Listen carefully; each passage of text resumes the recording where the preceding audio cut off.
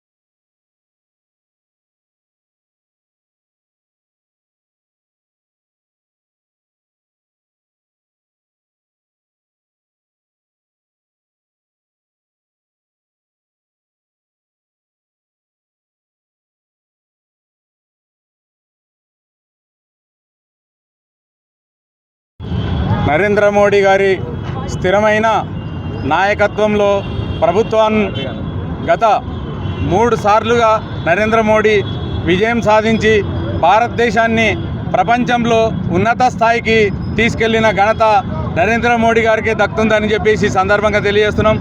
ఇప్పుడు 5 రాష్ట్రాల్లో వెలువడిన ఫలితాలు చూస్తే 3 రాష్ట్రాల్లో భారతీయ జనతా పార్టీ విజయకేతనం ఎగరవేసింది.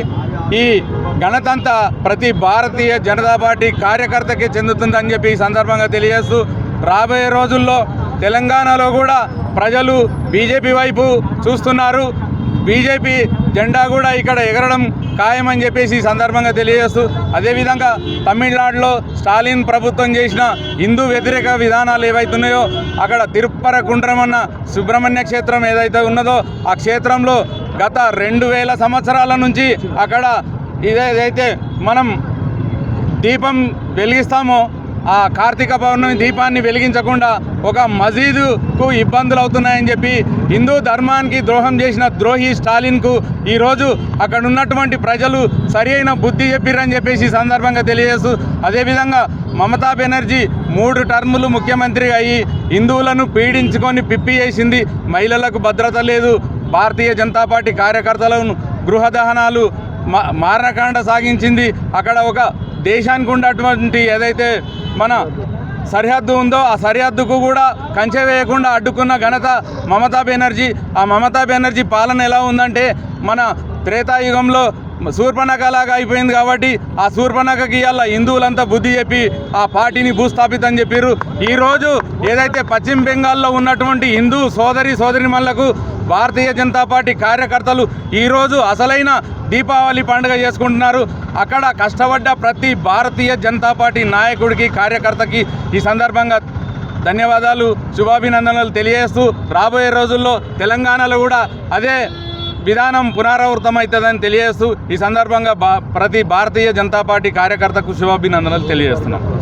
మాతాకి ఈరోజు వెలువడినటువంటి భారతదేశ 5 రాష్ట్రాల ఎన్నికల వేళ ఈరోజు అఖండ మెజార్టీతోటి 3 రాష్ట్రాలలో బీజేపీ ఇవాళ విజయకేతనం ఎగరవేసింది. అందులో ముఖ్యంగా మరి పశ్చిమ బెంగాల్ అటువంటి మమతా ఖాన్ అనేటువంటి ఆమె దగ్గర ఆమెను ఓడించి ఆమెను గద్ద దింపి ఈరోజు నరేంద్ర మోడీ గారు కానివ్వండి, అమిత్ షా గారు, నితిన్ నవీన్ గారు చేసినటువంటి ఏవైతే వ్యూహాలు ఉన్నాయో అవి ఫలించి బెంగాల్ పీఠాన్ని ఈరోజు బీజేపీ కైవసం చేసుకుంది. సో ఈ విజయాల మీద తమ అమూల్యమైనటువంటి సందేశాన్ని ఇవ్వాల్సింది.